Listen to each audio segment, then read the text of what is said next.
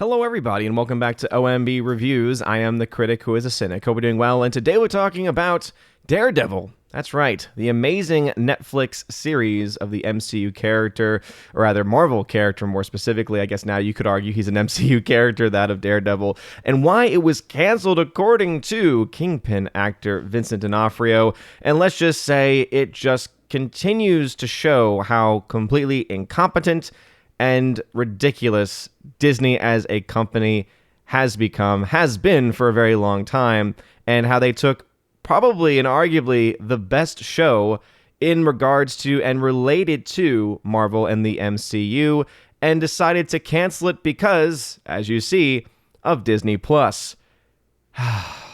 This is why we can't have nice things, Disney, because you take the greatest things that you have in your arsenal and you say, nope, screw you, we're going to cancel this deal with Netflix so that we can take the characters back and then do nothing with them until some random appearances in a Disney Plus show and in a Spider-Man Sony movie, and then still not really do anything with them or announce anything. And even if we do anything with them, they will be tampered down versions of the characters, as we can do things on Netflix that we cannot do on Disney Plus because we are a, quote, family-friendly company, even though we do dealings with the Chinese Communist Party, which is definitely not a family-friendly party. But before going any further into this news, as being reported by Bounding Into Comics, please make sure you smash that like button, light up that fire button if you're watching over on Odyssey, and also make sure that you are subscribed to the channel with that bell notification turned on. That way you know every time a new video or live stream goes live on the channel. So as you can see, this news is a few days old at this point, but as I'm waiting for box office numbers to update for the MLK weekend, as again, I saw this and I just was like, I gotta say something, because I'm a big fan of the Netflix Daredevil series. I think season 1 is spectacular. I enjoyed the other 2 seasons in the series as well and really wanted more from that show.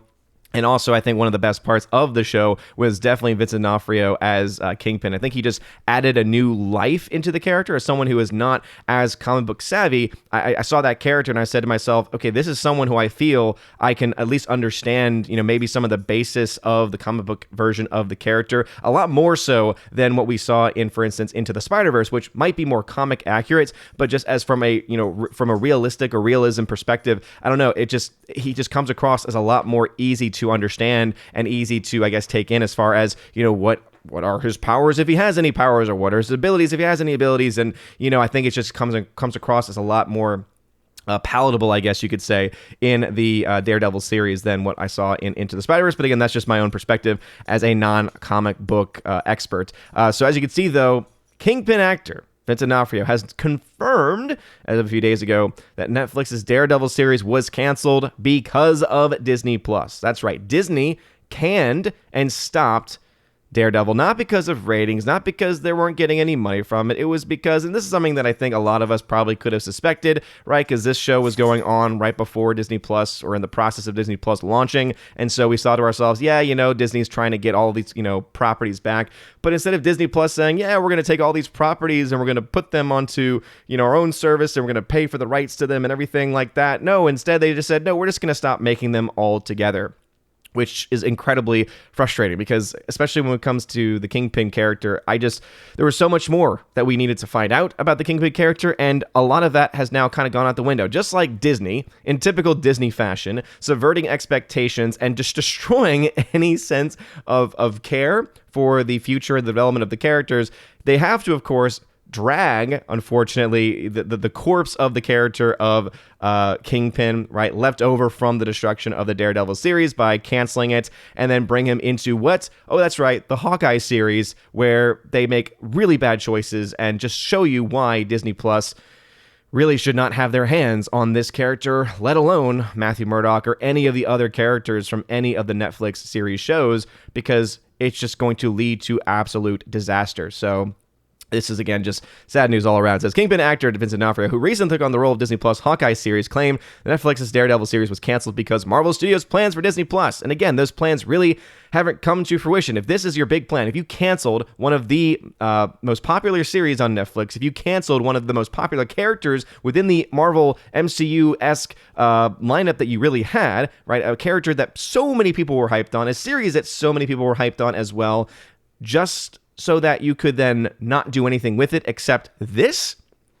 Again, What the hell are you thinking? This again shows you the people behind Disney, the people behind Disney Plus have no idea what they are doing. They don't know or care about what fans want, because if they did, they would have said, okay, we're going to cancel on Disney Plus so that way, or we're going to cancel it on Netflix so that way we can bring it to season 4, bring it directly, announce it right away. It's coming to Disney Plus. It's going to be one of the first series that we do.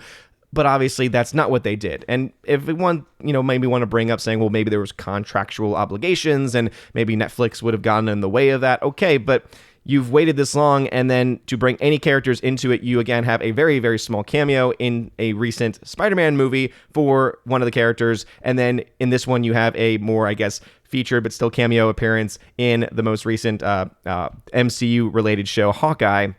And it's just like throwing a bone, and in a lot of ways, just destroying the character, right? All of the buildup and all of the development that happened in the Netflix series basically just doesn't matter anymore because of what we see and what happens to the character in Hawkeye. It's just this continuing subversion of expectations where it's like, okay, well, now I just don't care. It's just like with Black Widow. Okay, we would have liked a Black Widow film years ago, but then you kill the character in, the Infinity War Endgame saga, and then you decide, hey, now we'll make a movie 10 years or so after the fact of when the character would have been hot enough to be able to, as a property, would have been hot enough to actually, bring people out to go see a movie. And so now we're going to release it, and it's just not going to do anything. D'Onofrio made an appearance on Marvel News Desk podcast where he is asked about Daredevil Season 3 and the show's cancellation. Did you feel there was something left undone, or were you okay when you found out there was going to be anything beyond Season 3 on Netflix? And I just, for some reason, have to have in my head the Kingpin voice that D'Onofrio does here. It's like, I don't think any of us were okay. I think there were like, okay, we had a hit show, and now it's gone, I don't know. This is the voice that pops into my head, because now he's just forever that Kingpin persona in my head. And I love it. Again, it just ticks me off because there's just so much that could be said. It goes on. But shortly after that, at the same time, the group, #Save Daredevil, started to rise. We started to learn, the cast, most of us, I believe, but I know Charlie and I for sure, and Deborah and Eldon, we started to learn the reasons why, what happened. And so we understood that Marvel was doing because of Disney Plus coming out. That was probably a terrible impersonation, but that's just how my brain works. But as you can see, he officially says it there that they understood very early on the reason why the show was being canned was not because it wasn't a hit show, because it was a hit show. It was not because there was not other places to go with the character, because there were plenty of places to go with the character. It was because Disney was like, yeah, we have Disney Plus coming out, and we want to make sure that we're not taking away any eyes from our service, even though we'll do that ourselves by not putting out any entertaining products. So, good on you, Disney. Good on you. And I'll just finish here. It's like, he continued on, when you're in this business a long time, unlike like we all have been, it kind of made sense business-wise. What didn't make sense to us was why we wouldn't continue that show or the idea of how that worked and how well it worked, And I completely agree with you, Vincent D'Onofrio, in your Kingpin voice, because it's completely correct. Like, they all understand the business. They understand how the business works. And even they are like, this doesn't make any sense. It makes sense for you to say, hey, we don't want the character on Netflix because that's competition for Disney Plus and we own the property. However, it doesn't make any sense to not do anything then with the character and to not continue it on, especially when the hype was still there. Instead, what they did was they canned it, have had now a couple of appearances from the characters in random scenes, which is exciting as they may have been initially, at least with Hawkeye, until they just destroyed, unfortunately, all of the character development that they had in the Netflix series for the character of Kingpin, and then the very short appearance of Matthew Murdock in Spider-Man. It just, again, makes you realize, so basically, at the height of the series, at the height of the excitement for the series, they decided to can it, not do anything with it. And now, excitement for the series and excitement for those characters and the actors specifically attached to those characters has cooled a little bit. And you would think, hey, maybe because of the recent Spider-Man success, that would be something that they would use to launch, saying, hey, if you loved him in this, just you wait for this. Nothing. We've gotten nothing. And what most likely will happen, as many people have suspected this, is that in the upcoming She-Hulk series, that is where you will possibly see another Matthew Murdock appearance. And again, it's relegating a character that is a leading man character, that is a lead character, that is a character that can stand by itself, into the background as support. And a lead villain character played exceptionally by Vincent D'Onofrio, and It's just sad. It just really, really is sad. But what are y'all's thoughts about this? Are you also ticked off? Again, I don't think this was a surprise to anyone when he said it out loud, but just to have one of the actors of the show coming out in this way and, in my opinion, really calling out Disney for taking a hot property and then cooling it off so much to the point of just, again, people saying, oh, that's right, I forgot that this was a great show, and then bring back characters for nostalgia and then doing nothing with one of them in a really cool way, again, because of the cool appearance in Spider-Man, and then with the other, with Kingpin, just, crapping all over the character. It's just really sad. But let me know your thoughts about this, and do you have any hope that they're going to be able to bring Daredevil to Disney Plus? I don't think they will, and even if they do, it's going to be so it's just going to be so watered down that it's going to be a shadow of its former self, and it's just, I don't think, going to be able to capture any of the former glory. And how do I know that? Look at every single MCU series so far. Look at every single Star Wars series so far. It's been all just subverted expectations. It's been let's create some hype and then just not deliver on that hype, and it's just been a sad story. And so Disney needs a lot of help. Disney needs a lot of new creative talent behind the scenes, and just it needs new leadership at the end of the day, because as many people as all the people that love to tout Kevin Feige and all the amazing things he's done.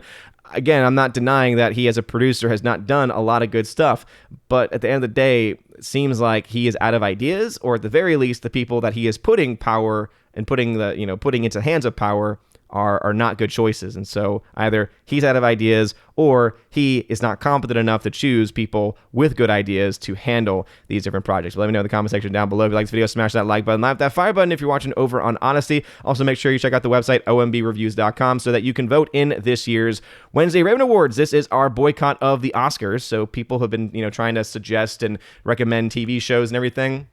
We might do one if people are interested in doing a Wednesday Raven Award type boycott for the Emmys. I would totally be on board for that, but this is specifically to and oriented towards boycotting and fighting against the Oscars. I have updated the links here that were not working the other day. So again, you can submit your best movie of 2021. You can also put in what you think are the worst film of 2021. We called the worst film of 2021 the Kathleen Kennedy Ryan Johnson Award for Excellence in Crap World Building. Also, we have Lifetime Achievement Award, Best Original Story, Best Low Budget, and again, it gives you stipulations on what fits into each category. But again, get your nominations in, and you can find that at ombreviews.com. Hover over to the Raven Awards and then click on Raven Awards for 2021, and that will bring you to this page. You can either fill it out here or click on this external link, which will open it up in another window. But anyway, you guys are all amazing and beautiful people. A shout out also to Jonathan, the newest member over on Patreon. Have a wonderful day, everybody, and as always, God bless.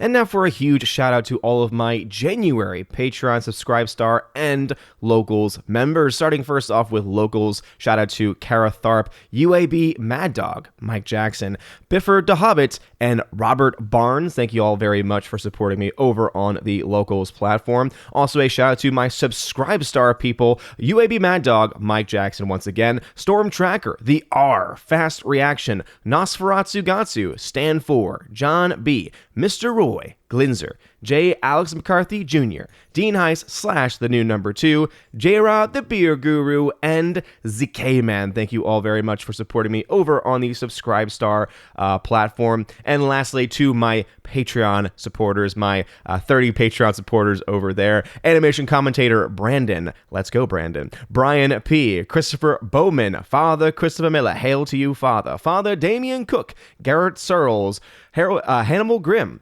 Harold Francis, Inflamed Wood, Jacob Juice, Jeffrey Toone, Joe Horn, Jonathan Carney, Gomer Kyle, 79, Lance, Laura, The Modern Major General Story, Mike Jackson, Mad Mitch Dunaway, Mondo Spieler, Mr. Peabody, On to June, Orange Hat Reviews, Out of Step with Reality, Priscilla Hall, Rosetta Ellen, Stan Andrian, Miss Martin Muses, Theodore Benden, and Tina Bojan, and of course, Tina B., the Empress of the Universe. Thank you all so very much for your love and for your support. And if you want your name shouted out at the end of every live stream, And at the end of every video, please make sure that you support me over on a Patreon, Subscribe Star, or on Locals. Also, you get a ton of other goodies if you support at the Army of Asgard level and above. Starting at the Army of Asgard level, you get access to various giveaways that I do during the month, including various 4K titles.